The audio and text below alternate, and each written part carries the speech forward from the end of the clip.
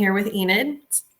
Hi. And we have a very special guest for you today. This is Aaron Blevins, and he is the director of the documentary that comes out on May 21st, Our Dyslexic Children.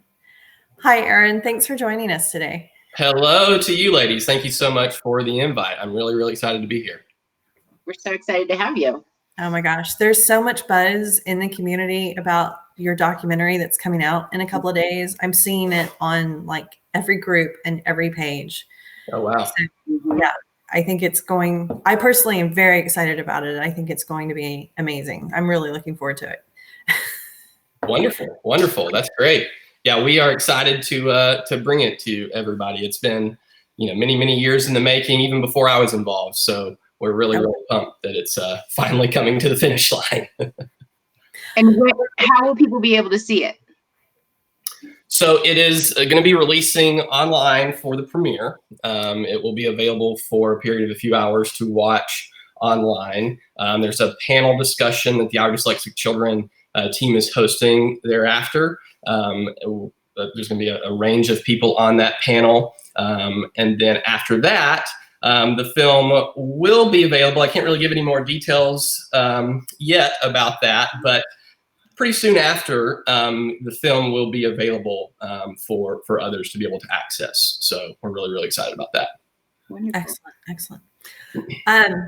So the first time I heard of you, Aaron, and I sort of started to make the connections with all of the different pieces, was you did a video from a page on Facebook called is it Dyslexic Live or Dyslexia Live? Dyslexia Live, yes. And you had your newborn child in front of you, facing the camera with you.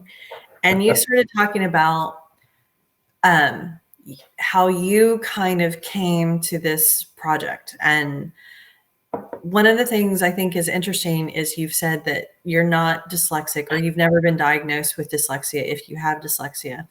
What was it that what sparked your interest? What drew you to this? What made you so passionate about creating this documentary?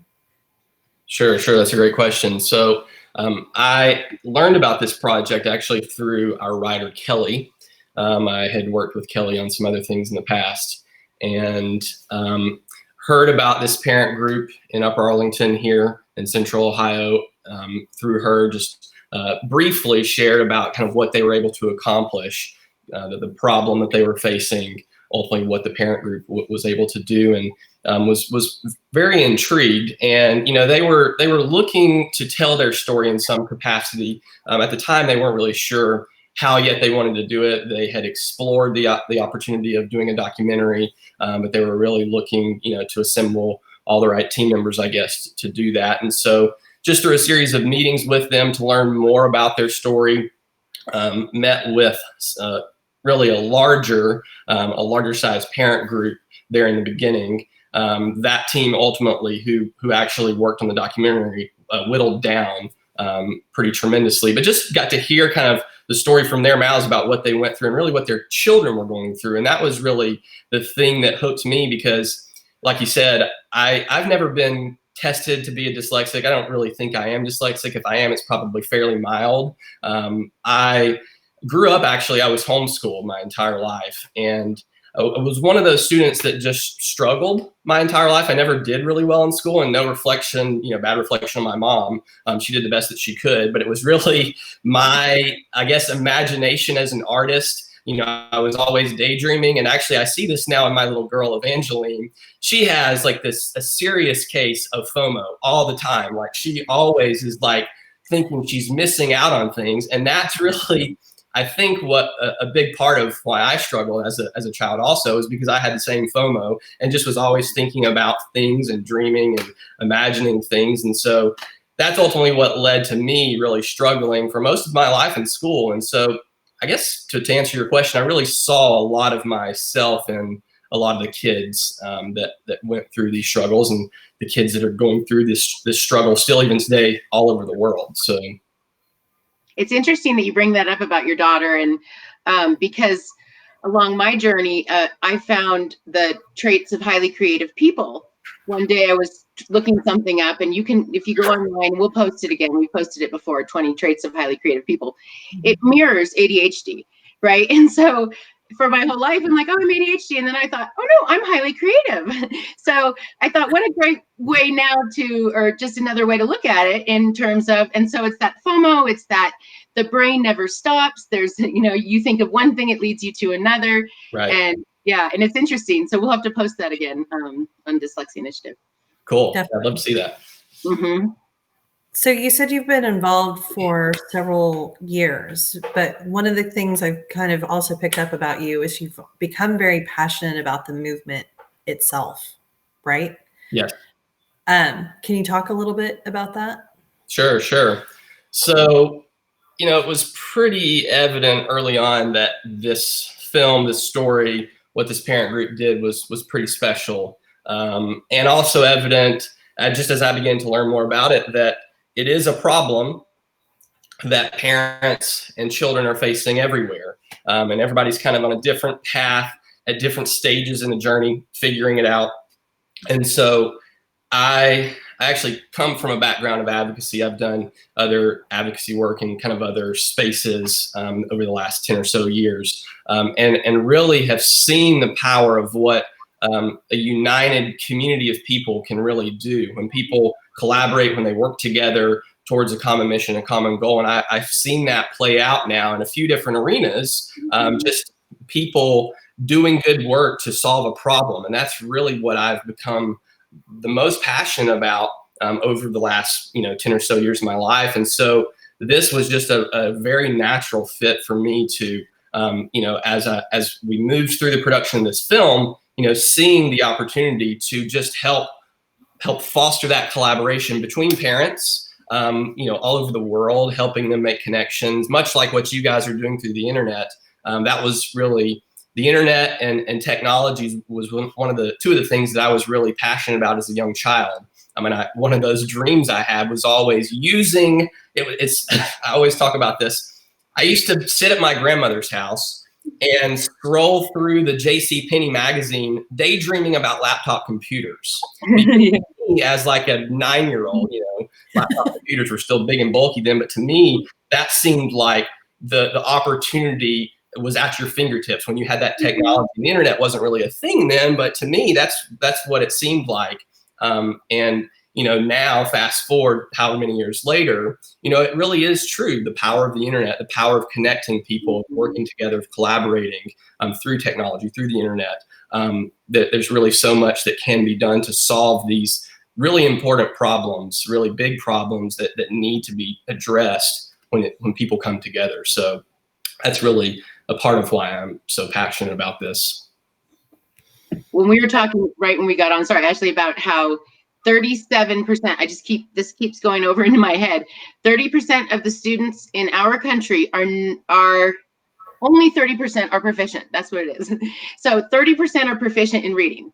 So that means that it's horrible. So and to think that, so it's bigger than just a dyslexia issue, but we have this incredible group of people who are passionate because of dyslexia, and we want to bring everybody on this mission. Anyone who whether it's like you weren't diagnosed, didn't have a label, but there's neurodiversity throughout, and we want to celebrate the neurodiversity and really be alarmed that only 37% of the students in our country are reading proficiently. And everybody needs to, I would hope that most people would be alarmed about that. Absolutely. We were fortunate enough to be able to interview Dr. Louisa Moats for the film, and she speaks a lot to that in the film. And for the average person who maybe they didn't struggle in school, maybe they have kids that are, they don't struggle in school. People don't understand how fundamental, like when you get to kind of our age, if the struggle isn't present in your life, you don't understand how fundamental reading is to really life. And you also don't understand how, if the numbers are that large, what the trickle down effects are of that in so many other arenas for really the largest problems in our society really stem from a lack of access to reading. And that's, we talk about that in the film a lot. And that's part of what I'm really passionate about. And obviously you guys are passionate in doing your work for that as well. But yeah, it's a huge deal. Well, I love that that's in the film as well as Louisa Moats. She's awesome. We love Louisa. She's great. Mm-hmm. So that's actually the last thing I was going to say was I was going to ask Enid to bring up that statistic that she just mentioned. So that's a perfect timing. But one of the questions I had was, I know that Dr. Moats was in it. Did you have any other experts? And I almost want to ask that like total geek fan question of who was your favorite? I can't really divulge anybody else yet that we interviewed, but we did interview quite a few people. We interviewed a range of experts, a range of parents, a range of children, and there are quite a few great individuals, people who have even gone through kind of monumental phases in their life and accomplished things in their life for this. That are in the film. I won't be able to divulge those. Yeah, but you'll see them in the film. But yeah, we were really, really honored to have everybody involved. And it was, the number of people and really the children. It always gets back to kind of just hearing the stories of the kids and just their struggle. And, to have some of the kids that we sat down with, a range of emotions in these children, from the kids who clearly have, compensated a lot for their struggle, and they are overly have an oversized personality, if you will, to the very other end of the spectrum. That was really a heart-wrenching experience sometimes to see that and see really how the system has failed so many children in the process. But yeah. And you have Kyle Redford too, if I'm not mistaken. Kyle Redford was an individual. Yes, we did interview Kyle for the film. We're really, really excited to have her sit down with us. That was a pretty big deal for us. So she's a very powerful voice for this community. Yeah. So we've had one question come in for you. I don't know why I can't say my F words today. That may be a good thing. It's one of our editors, and Lorna, and she was wondering, she said she checked out your website and she'd love to know more about the legacy project that she noticed on your website. And could you tell us a little bit more about that? Sure. So part of what I have, figured out over the years, kind of where my passion and my strengths lie, kind of the center of all those things that you see, those diagrams where you kind of have to find all these things and figure out where the center is helping individuals craft and tell and preserve their legacy story. That's kind of how I've kind of where I've landed with this. And so that's part of what I do, on the side, kind of my other aspect of my business, if you will, my website, mashedup.us. I'm a storyteller at heart. Filmmaking is really where my biggest strengths are, but then from there, it's the community piece and really understanding, very similarly to what this film did, how to help a group of individuals really understand where their impact was, and put words on that and articulate that, and then put it out to the world and share it in a way that's collaborative so that people can learn from it, so that their legacy is preserved for generations, really. So. Wow. That's very inspiring. Well, it is, because we learn so much when people can share their stories, but it's so hard for people to share their stories. So you're allowing people to do that. That's beautiful. Sure. It is. And I'm especially drawn to that because I have a project that's near and dear to my heart that I've been trying to work on for a couple of years. And it's its own page on Facebook, and it's called Voices of Dyslexia. And my idea with that was that we would create an archive of testimony. Whether you're dyslexic, whether you're advocating for dyslexia, whether you're a teacher who's, spent your life passionately working, trying to help dyslexic children, we wanted to capture testimonies in either written or video form in unedited, unfiltered, the good, the bad, the ugly. And the idea would be to create something that is so, how can you continue to deny this within education? Because here's the beauty as well as the consequence. Mm-hmm. And when you have so many voices there in your face combined together, you can't turn your back on that. You can't ignore that. And it's, when I had the idea, when I created it, I just sort of like threw it out there on Facebook. And we've had one testimony in almost 2 years.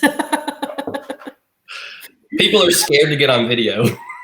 People are scared to get on video. And, and the bad thing about the written medium too is, you're asking people to potentially write their story. And if they're dyslexic, they may not want to write their story. And so it's sort of a very tricky balance, if you will. But it sounds very similar to what you're trying to do with your legacy project. So yeah, we should talk more offline about that, because one of my other projects is a platform actually for women called Affirmation, and we have a very similar strategy, if you will, for that it lives on there also. So I love that.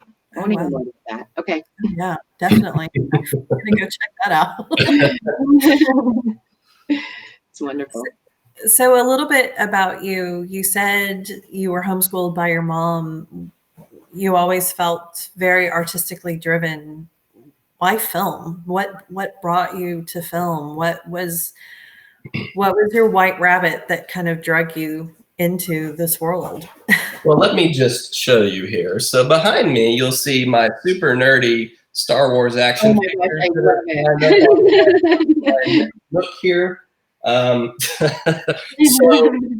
when I was about 7 years old, I met an individual who went on to become my mentor, really. His name was Jeremiah. He's I think 5 or 6 years older than me. He introduced me to the wide world of Star Wars, and that just blew my mind. And really, that was the beginning for me. And he would invite me over to hang out, and he would actually, this was the early 90s, and so he would film stop motion animation short movies with his Star Wars action figures, and he would recreate all the scenes, the cantina scene, and we would sit there and shoot frame by frame, because that's what you have to do on our parents' VHS bulky camcorders, and spend hours to create a 15-second little animation film. It doesn't take that long. Yeah. 30 frames per second. So, that's really where it all got started for me, and went on to really spend my teenage years with him, and then beyond making short films. Was really fortunate to be able to work on some full-length films, both with him and with others, kind of after high school. That's the other thing, is I actually went to college for a while and then dropped out. Typical, I guess that's kind of a typical story for some artists, I guess. Was going to go to film school, and then had the opportunity to actually start working on films, and so actually just opted to do that instead. That's a whole other conversation that we can talk about another time. But that's really where it kind of all got started. So but you followed your passion, and I think that's what, when we're talking about voices, it's interesting how many adults will identify, adults now that I talk to that were in school. I'm older than you, but even from, but from my age to your age or whatever, that have been in school that and now don't feel like they can do a lot. That's so ingrained in them that they're not able to, follow their passion, follow their dreams, that they have the ability, that they have the potential. And we have, we want to change that too, because it's part of, it's like I always, with my students, all know my favorite quote. One of my favorite quotes is, Ford, whether you think you can or you think you can't, you're right. And I feel like so much of that for individuals who didn't have someone come into their life at a young age and say, no, you can do anything. We still need to give that message to adults. And it's so wonderful when you do see an adult who struggled to still follow their passion and be successful with that. Absolutely. Mentorship is so essential. Mm-hmm. So exactly. I so agree with that. Mm-hmm. Definitely. We've had a really beautiful comment come in from Dana. I was a non-related guardian foster. The student was African American. He was 17 at a second grade reading level. I hired an attorney using foster care benefits, taxpayer money. District Hired. Thank you, attorney after 1.5 years denied reading. I noticed that in dyslexia advocacy, there aren't many people focusing on low-income families or students of color. There are so many programs to close the achievement gap for low-income students, and there is no mention of dyslexia. Completely agree. That's a huge problem in the community. Huge problem. And the reality about our film, this is about a very affluent district. Mm-hmm. And what we've realized is this is not a black, white, brown, rich, poor problem. It is an everybody problem. Yes. And, the parents in this district were able to achieve what they achieved by working together. But I can only imagine, for low-income families where there's not a lot of disposable money, I mean, these parents, they had to spend money to get kind of their results. And so it's a tough problem, and it's one that needs to be addressed, that it creates access for every child. And really it gets back to the collaboration and parents and parent groups all working together across borders, across lines, across everything, and sharing knowledge and working towards that common goal together. I want to say too, though, that in California, I don't know, because I think Dana's in California, we do have Ruderman and Knox, or lawyer's office, that actually will fight all the cases doesn't take money in the beginning from the parents and takes the money out in the end. So, I mean, you know what I mean? They'll take a little bit of money with whatever the parents can pay, to take the case. And that levels the playing field. That allows people who wouldn't normally be able to fight, at a lower rate, but still you're paying taxpayers. I mean, this still brings up a lot of issues, but if there are lawyers out there who are as wonderful as these lawyers who are making it possible for people to fight when they normally couldn't, we need to know about them. So, I mean, because there are some out there, but it's hard to find them. And we need that. We need everyone to be able to have the same, I was a single mom fighting for my child and didn't have the ability to hire a lawyer at that point, and so I know that feeling of like, wait, I can't fight for my child because I don't have the resources. So when they make it possible to fight for your child when you don't have the resources, that's just magical, really. Yeah. So good for them. It's great that there are people and individuals and organizations out there like that. That's wonderful. There's not many, though. We need more. And that's why I'm saying, if you're out there, please let us know so we can share you. Definitely. Yeah. Please do. And we really got derailed because of coronavirus. But Enid was so graciously, through her organization, partnering with Nessie to premiere Michael, the documentary about Mike Jones and his mother and his journey. And that was supposed to be May 30th. Yeah. Mm-hmm. But because of COVID, of course, that got, I don't even know what the new date is. I don't even know if movie theaters will be the last thing to reopen. So it's kind of like, yeah, exactly. But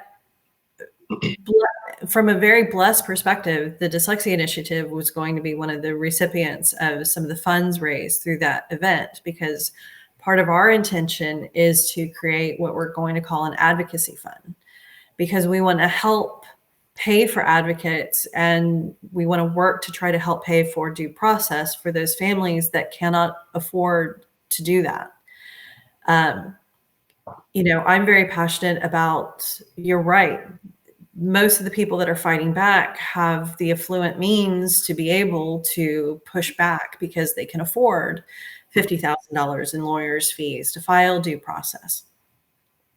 If we start to move the battlefront away from just the affluent people and start letting more and more people fight the system, you really kind of, in my opinion, you really start to change this game for the better. You really start to make more of an impact. You start to really get a lot of attention for what dyslexia is, and the fact that it needs to be, our kids need to be taught. They deserve an education, and the way that our kids get taught benefit all children.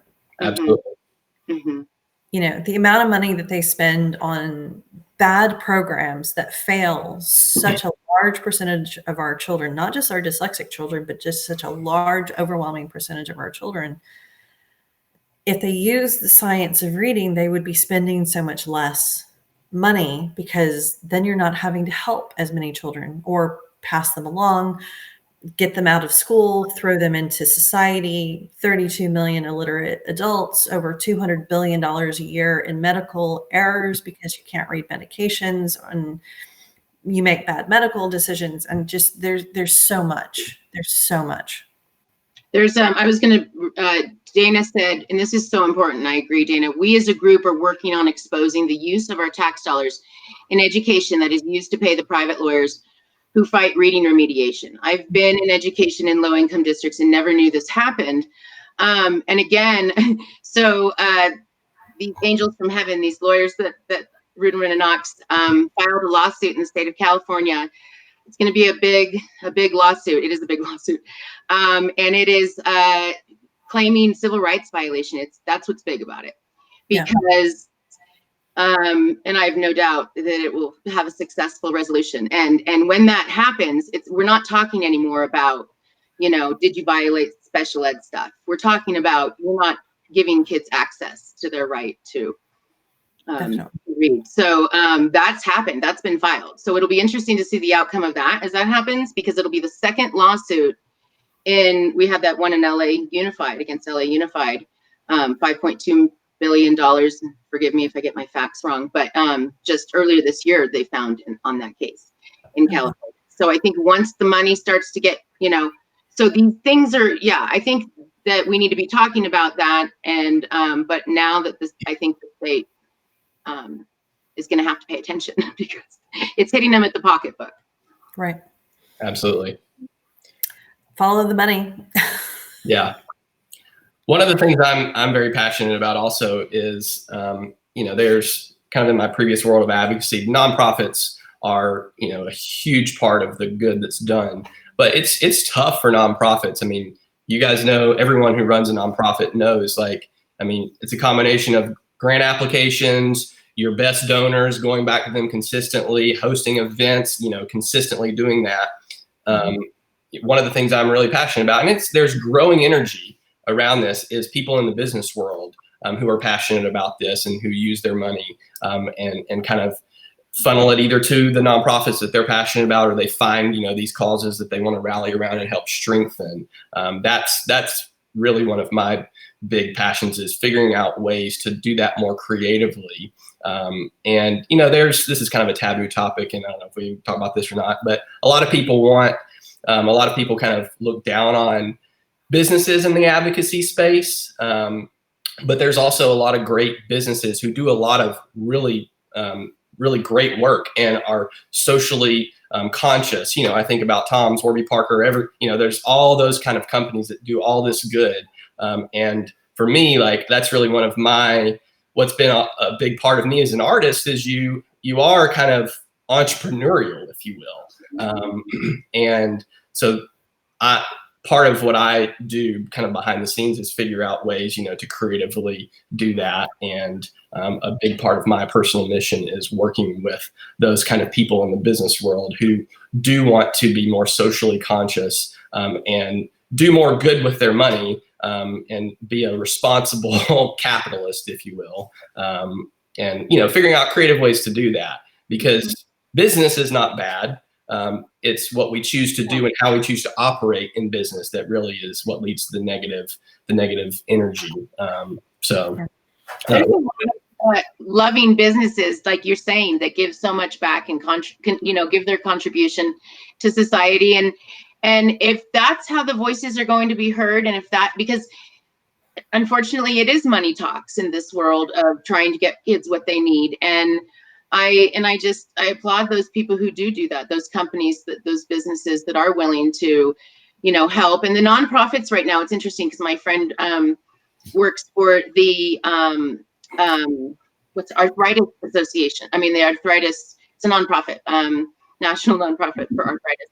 And what I didn't realize is that arthritis affects children, at a lot of children. And I guess that, and she said, people don't understand a lot of these things. And yet right now, nobody can fundraise because we know we had to cancel our big fundraiser, and it's really difficult to fundraise right now when everybody is socially distancing. And so she had a good point. She said, if everybody could just send $5 right now to their favorite nonprofit, everybody, just even to let the nonprofits know that, keep on going, and this is a hard time. But she said it would really, really, really help, so I just kind of wanted to put that out there too, because it is true. Right now it's very difficult for nonprofits, a lot of them, to keep going.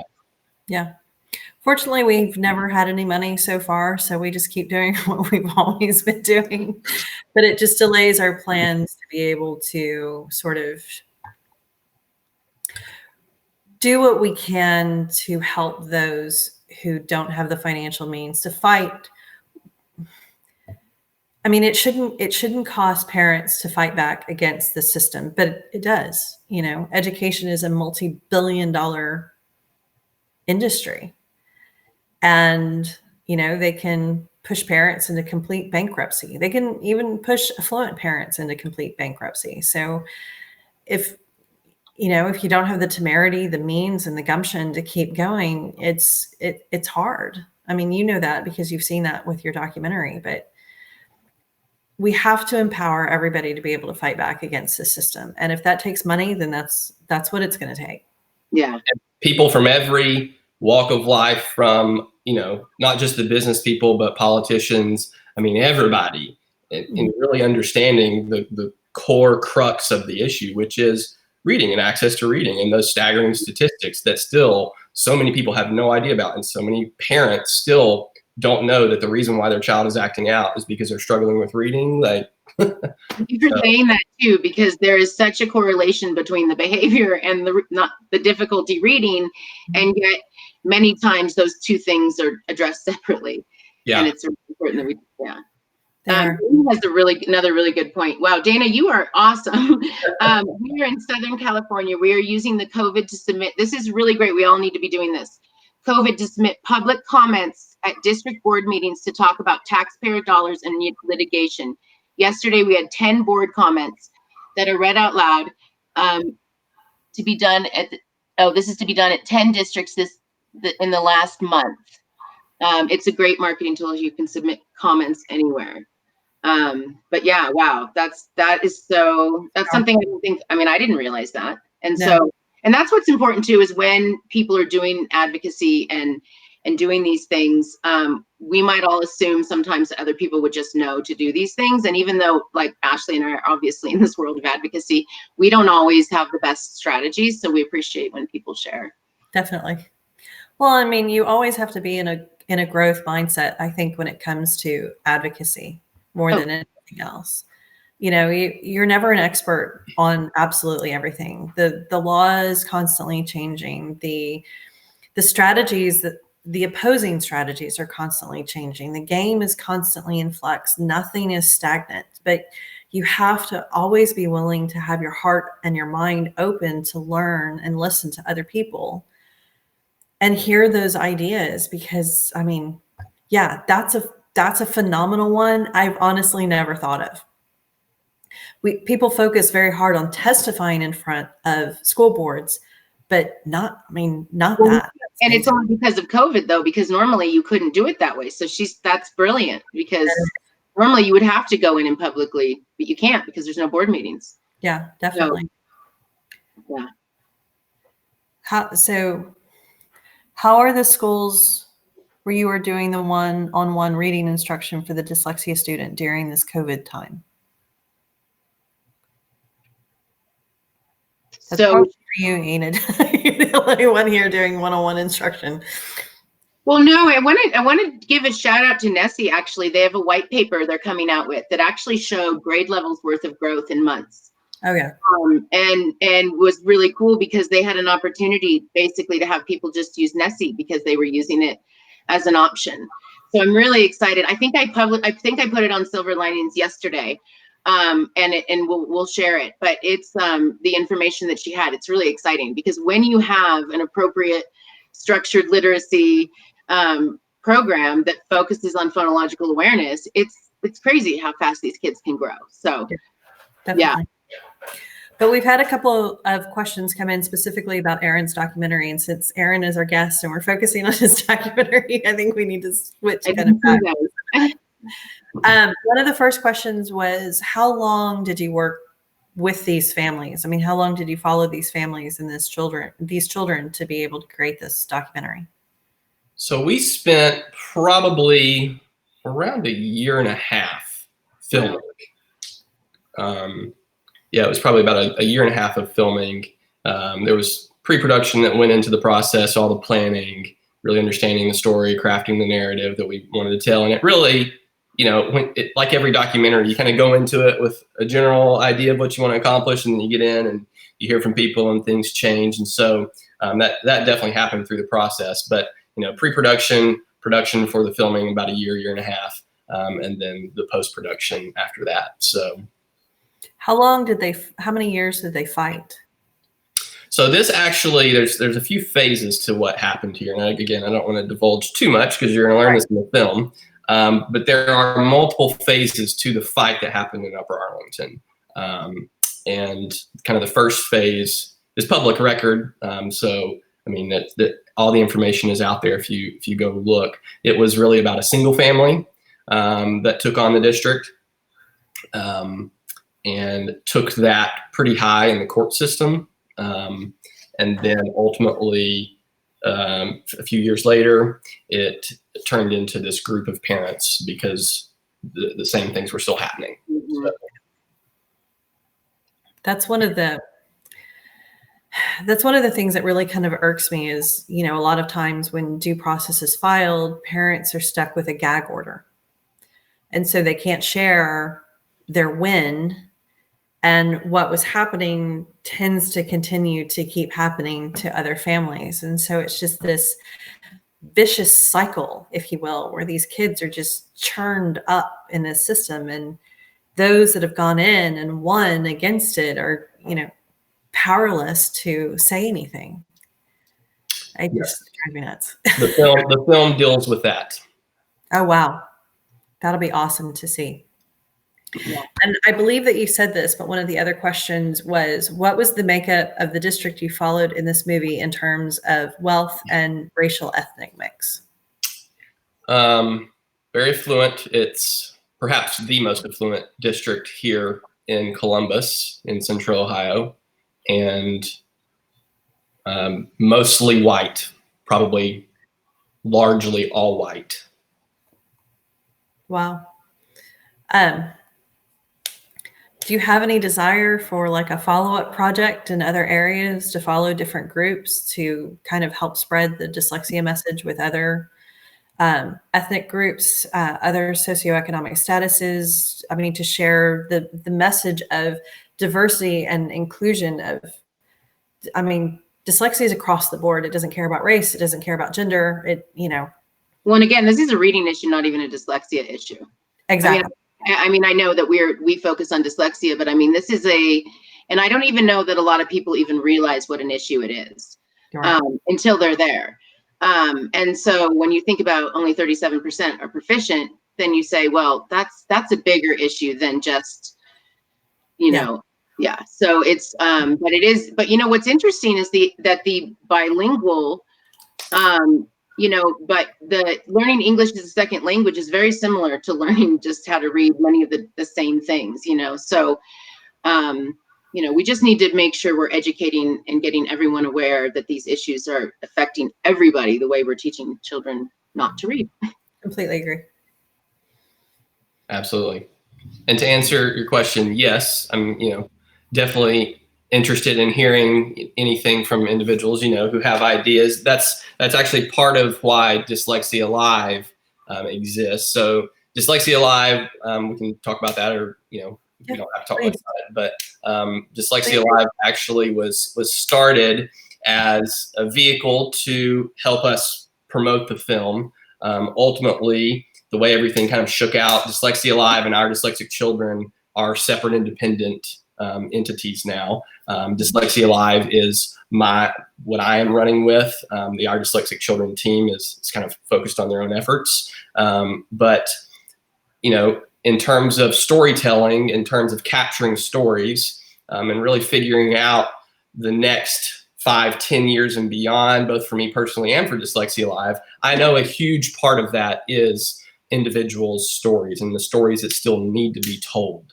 And so, yes, absolutely, am open to exploring all of those needs and opportunities. I don't want to sound like I don't want to sound stupid, but is Dyslexia Live like a channel? Is it like this, like you do a live, like we're doing a live? Is that what you mean? Yeah. Okay. So Dyslexia Live actually, in the beginning, planned actually to create kind of a platform, if you will, with multiple different pieces. The social channel, so kind of like what you guys have. Mm-hmm. We're nowhere near the size of you guys. I think our Facebook page has like a little over 2,000 fans. But the plan is to kind of create a unique platform that lives in the web, and then in conjunction share stories through it and all of the other social channels, Facebook, Instagram, all of those. So, well, I'll share in all my groups too. So cool. Yeah, great. Definitely. Thank you. So Susan has asked a really great question, which is, what is the message that you would like viewers to walk away with? So I recorded a video recently that's on Dyslexia Live, and that really speaks largely to what I think people are going to walk away with. Hope is the biggest message for the parents who are still in the thick of the fight, maybe, and they're beaten down. I've talked to so many individuals in so many different places. Some people who are making great progress, some people who feel like they're just banging their head against the wall. And that there's so many elements from this film that are universal. This group's story and the steps they took are very unique to them, and so it's not a complete these are the 7 steps to achieve, change in your district. That's not what this is. But what we believe this is going to help these individuals see is themselves in the successful shoes of these parent groups, and give them that spark of hope that perhaps they need, and give them some knowledge, tools, and resources that they can hopefully apply in their journey to work more towards change. So that's what I hope people walk away with, is that hope, and then the knowledge of those things. And really that it gets back to working together and collaboration, and a united force of parents, advocates, teachers, attorneys, I am so excited to see this movie. Yeah, it's so exciting. Awesome. Tell us one more time when. It's the special time, so we don't miss it, for anyone who missed it before. So the premiere happens at 3 p.m. Eastern Standard Time. And then the panel discussion that the Our Dyslexic Children team is hosting is happening, I believe, at 8 p.m. Eastern Standard Time. That's a Zoom. And there are links out there at ourdyslexichildren.com if you want to register for that Zoom to see that. And on the Our Dyslexic Children Instagram account, they have released a few of the different panelists that they're going to have, one of which is Emily Hamford, which everybody's really excited about. So yeah. That's really exciting. It's all exciting. It really is. And it's just awareness, and getting the message of hope is so important for so many. I mean, for all of us, and especially right now. Absolutely. I love that. Go ahead. Sorry, go ahead. No, go ahead. I was just going to talk about what Dawn said really fast. It seems that more districts are becoming aware of the need and changes in instruction, but have no idea what to do, have no support, and nothing ever gets done. Teachers know and understand, and are looked at like they're the plague. It's so sad. So it's true. The teachers are not the ones who are to blame for any of this. The teachers are told what to teach and how to teach. So we couldn't stress enough, and a couple people did chime in about this, just write letters to the school board right now. because this is the time. And really, a colleague brought up a really wonderful point the other day. She said, they can't keep data on your kid right now. We can keep data on our kids. So we should keep data on our kids right now and kind of say, look, this is what we're seeing. Why is this happening? And then go to the school boards and make your voices heard. So yeah, I would say that, because they don't know. The administrators aren't even being told that what science of reading is in structured literacy. And so it's a school, it comes down from the school board down. They are the boss of the superintendent. I mean, that is important for people to realize. Yeah. Definitely. I'm sure you guys have talked about this maybe before on previous coffee talks, but so many parents that I've met, they just keep these huge binders that they take all their meetings about it and about the journey and documenting everything.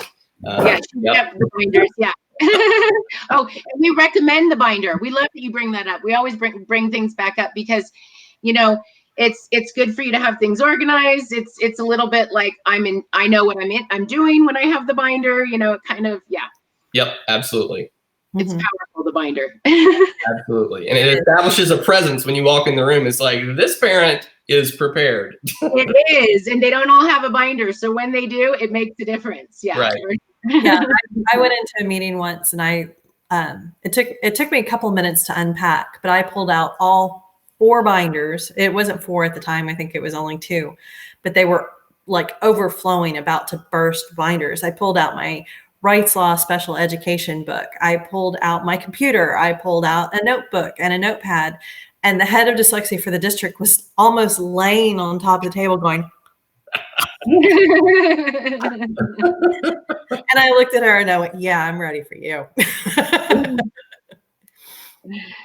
And one thing too is I also try to encourage everybody to scan everything in and keep it very organized electronically, because most of the time when I need a document, I'm not at home. And because I have it scanned in and I have it in the cloud, I'm able to access it from my phone on the fly. Yeah, that is pretty cool. Enid, how many times have you asked me questions and I'm like, hold on, I'll send you a screenshot? Yeah, I know. It's pretty crazy. Yeah. Pretty organized that way, though. So, but no, I mean, it does set a presence as well. And I had a funny little story one time. Somebody said to me, they go, don't ever let them put you in one of those little chairs, because when you're in a little chair and they're in a big chair, it's a subconscious power thing. So, and it's uncomfortable. You shouldn't have to sit in a little chair. And it's not uncommon that you meet in the preschool room, and they say, do you mind a little chair? And it's okay to say, no, I'd like a big chair, please. It's a Wonderful Life, George Bailey, Mr. Potter thing. It's like George slumps in that tiny little chair. Exactly. And Mr. Potter's commanding over. Exactly. Yes.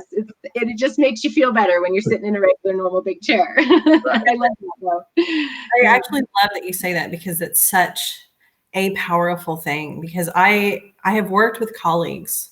So, I mean, my day job, right? I have worked with colleagues who have intentionally gone into the conference room 15 minutes beforehand and rearranged the room in order to control the power. Yeah, it happens. Because if you have all the chairs on one side and you're sure that your people are kind of taking up those chairs, and then you have a couple of isolated chairs over here, you're creating that mental thing where your guests walk into the room and they go, oh, I guess I'm kind of supposed to sit over here. You've already balanced the power in a phenomenal way. And in fairness to the teachers, they literally just have little chairs and think you should sit in them. But it does give you that feeling of a different sense of power when you're in a little chair. Yeah. I went in once and asked for the balance ball that was in the corner. I sat on that. Oh, that's funny. Sorry, we had Don ask another question too. What were the age range of the kids that you followed? Let's see here. It was, if I remember correctly, probably the youngest was around probably 7 or 8. Oh, wow. And then 16, 17, 18 years old. I think the oldest we interviewed at the time was, she was 21. Nice. That's a great range to show. Yeah. Mm-hmm. It really is. Because you're showing the whole you're showing when they're first really kind of starting to figure out the child that they're struggling, and the beginning of the emotional ramifications of that struggle versus the, the fresh adult who's lived with it most of their life, and how they dealt with it, how they handled the emotional challenges, what the consequences of everything was, both good and bad. That's wow. Yeah. That's going to be really powerful. So we've been on for almost an hour. So we wanted to kind of give a couple of the big highlights again. So I know you just said them a couple of minutes ago, but let's make sure we get the major highlights out there. So it's this Thursday, the 21st. You said the movie premieres at what time? 3 p.m. Eastern Standard Time. Okay. And then the Zoom panel is at 8 p.m. Eastern Standard Time. Okay. And you have to sign up for both, correct? So ourdyslexichildren.com is the main film website. There is a link to register for the Zoom panel at the top of that page, I believe. Okay. The details of where the film is actually going to premiere have not been made 100% clear yet. So folks can do a couple of things. They can either watch ourdyslexichildren.com for that. I personally, on my website, separate from that, I've just been collecting people who say, yes, when you have a link, I'd love for you to send that to me. I have that on my website. If people want to sign up for that, they can, but they can also just watch ourdyslexichildren.com if they want to just keep an eye out for when that goes live. But there is a link there to register for the Zoom discussion. Nice.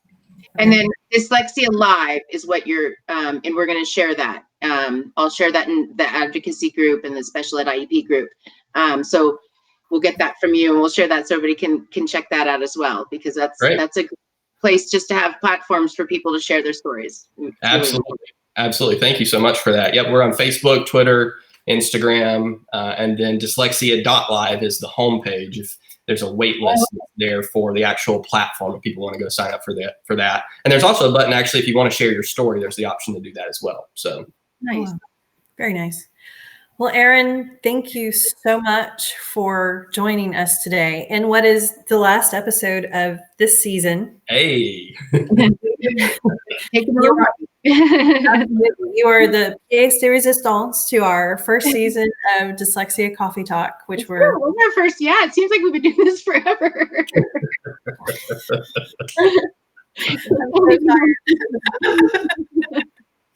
Oh my gosh, it's been so much fun, and we're so happy that you came on today. That was wonderful. Again, ladies, thank you so much. I really, really appreciate it. It's an honor to be here and to meet both of you, and really excited to follow what you guys continue to do. And just I'm really, really happy to be here. So thank you so much, Erin. And again, so excited about this documentary. Truly, I'm seeing so much buzz about this. I've seen it shared almost everywhere, that at least Facebook algorithms allow to show up in the various device feeds where I'm able to check Facebook. Yep.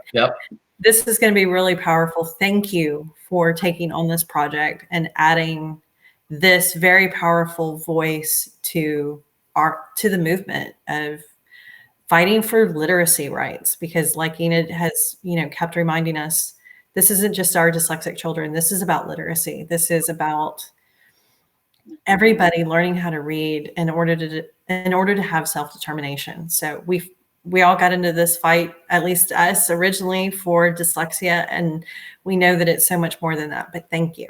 Absolutely. And just to echo one of the key themes of the film, it was a team effort for the film. It was not just me. There were so many individuals that were such a key part of bringing this film to life. If I can just name a couple: Brett Tingley, our executive producer, Kelly Tronosky, who was our writer, all of the original parent group. Debbie Seagore was a huge part of that. Keita Mascaro, who is our producer. So just tons of people who helped bring this to life. And it was a team effort. And that's the theme. The important theme is it takes a team. So. And one final question for you, because it's coming from a few different people at this point. Do you recommend, do you feel like this movie is okay for children to watch? And or what is the youngest age that you feel like this could be watched by? So that's really on the parent to make that decision. I can't really say yes or no. What I would encourage you to do is watch the trailer that's out there. The trailer paints a great picture of what the film is. You know, it really depends on where the child is and the understanding of if they're struggling, why they're struggling, and if you've had conversations with them or not.